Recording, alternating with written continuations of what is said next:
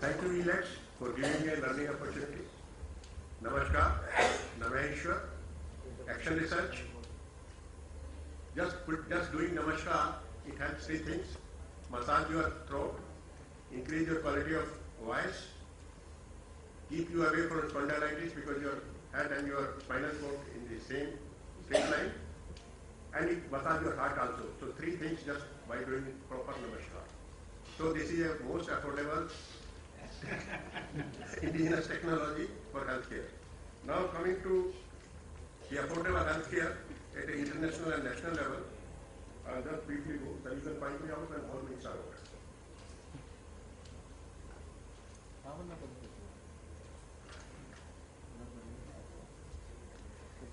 Coming to affordable healthcare, it is a significant problem not only in the emerging countries but in the Western world as well. In the US, for example, 27% of the population has serious problems paying their medical bills.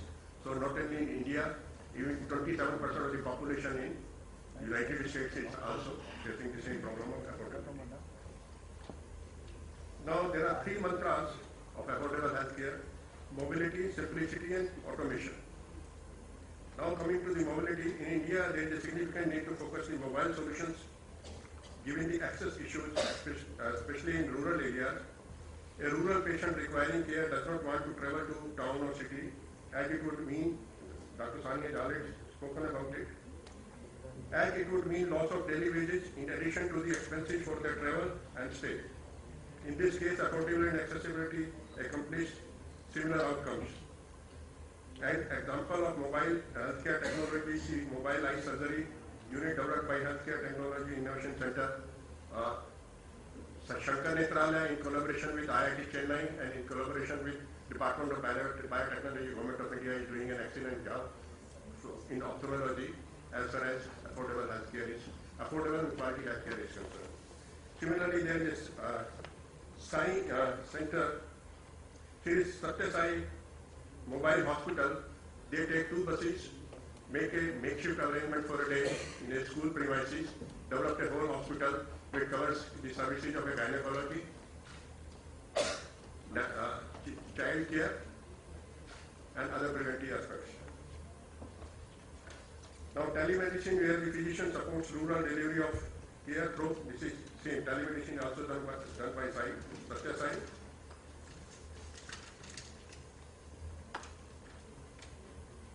Now regarding automation, large volumes of procedures in India and lower availability of trained personnel drive the need of automation.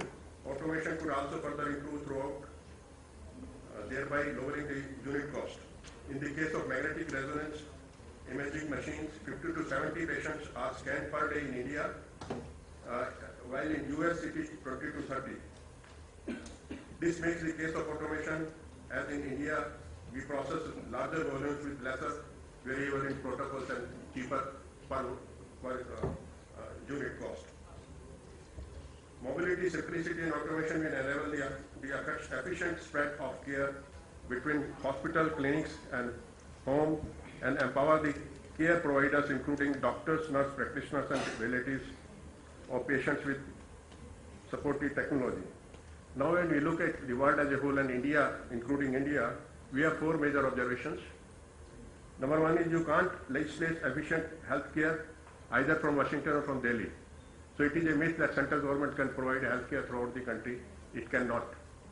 State has to play a very active role as far as health care services is concerned. India needs to move from sick care system to health care system. Most of the time we are talking about the curative health care. We are forgetting the preventive health care. Preventive health care is much, much, much cheaper as compared to the curative health care. Number 3 is to inform consumers. It's time to pull back the curtain of mystery on medical pricing. Same drug, same generic drug is 4 rupees, same branded drug is 104 rupees. So much variation. So the government has to come out with regulations how to price, in what way the drug can be priced, and government can develop a portal where all the major drugs 200 and 300 can be put on ministry's website with a pricing, with a price list. When a chemist can do it at a shop, you go to a chemist, ask for a medicine, He'll search from the computer where the medicine is available, what price. Why can't government do it?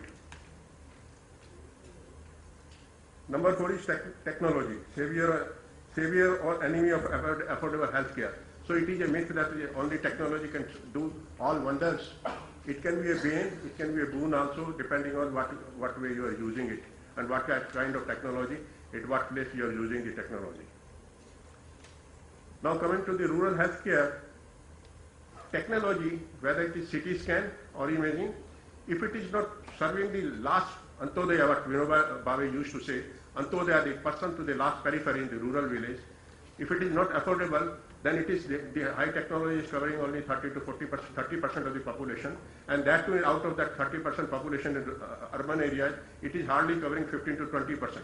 So rest 80% is out of the purview. And if somehow the rural people has to, or the poor people has to get a treatment, he has either to sell a property and he has to become from landlord to a daily wage worker. So affordability is a big issue. Okay. Now coming to the ideas, what ideas we can have? We can concentrate on patient, create a consumer report on health care to provide consumer up-to-date and online information about medical pricing, including the cost of medicine at area of pharmacies, examination tests and tremendous of physicians' offices and clinics, hospital charges, surgical outcomes, and infection rates, etc. They all have to be, consumer has to be made aware of all of these. Establish a medication pool for children with cancer or chronic diseases. Many of these medications are unaffordable, proven, even for those with insurance. Coming to the prevention. The entire healthcare system, government, business, insurance, and consumers needs to be reassessed to focus more money on preventive care from prenatal to end of life. Whole life cycle has to be covered by prevention part. Encourage pregnant mothers to attend prenatal classes and get prenatal checkups. Now coming to the medical professionals. To end cost shifting, ensure medicines and medical reimbursement reflect the true cost of medical care and adjust these rates annually for inflation. Eliminate disparities in reimbursement between rural and urban healthcare facilities. I'm cutting short.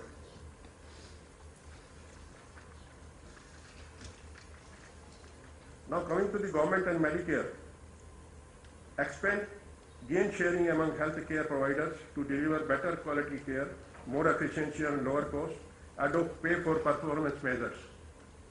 The salary should not be fixed. The kind of service you are providing in a month, the salary should be, the care provider should be paid accordingly. Medicare should provide preventive dental care. Disease delays in payments made to hospitals, physicians and medical providers from Medicare and private insurance. Now coming to the insurance. Allow health insurance to be purchased across state lines. Create an insurance deduction policy holders who create and maintain a comprehensive and up-to-date family medical history to reduce unnecessary delays between medical offices and insurers. The second attempt to remove pre-approved requests to resolve a post-treatment payment, this too should be conducted.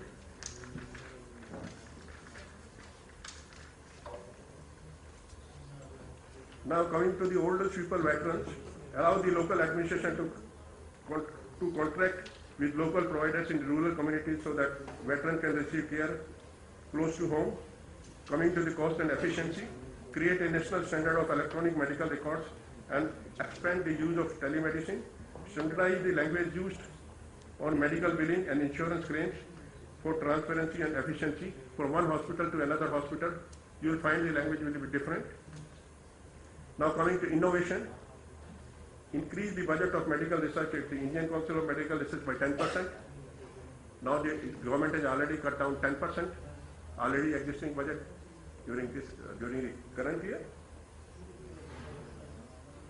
Improve retention of expert and high-level staff of DGCI and Food and Drug Administration to accelerate assessment of pharmaceutical and biotechnology innovations. And lastly, to foster biotechnology, allow companies with 50% venture capital to eligible for small business innovation research program. So in a nutshell, we have to address the health system as a whole, whether it is physical infrastructure, whether it is manpower, whether it is financing, whether it is drug pricing, or whether it is insurance. So we have to address system as a whole to provide a affordable and accessible